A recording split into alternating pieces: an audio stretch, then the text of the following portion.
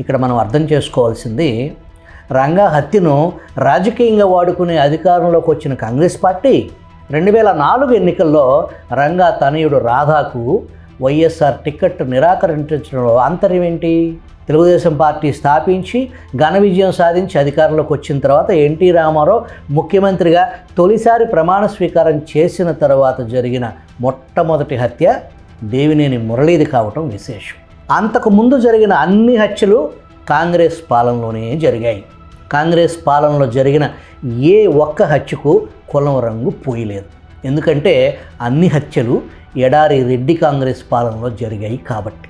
ఎన్టీఆర్ ముఖ్యమంత్రిగా ఉండగా జరిగిన దేవినేని మురళి హత్య కేసులో నిందితులుగా వంగవీటి రంగాను పోలీసులు అరెస్ట్ చేశారు.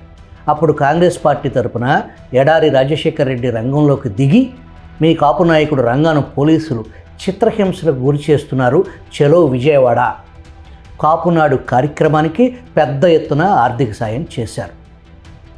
విజయవాడలో కాపునాడు పేరుతో అశేష జనవాహిని చూసిన కాంగ్రెస్ పెత్తందారుల్లో ఒక గుబులు రేగింది.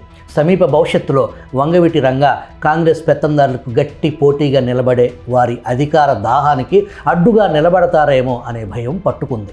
రంగా దారుణ హత్యకు గురయ్యారు.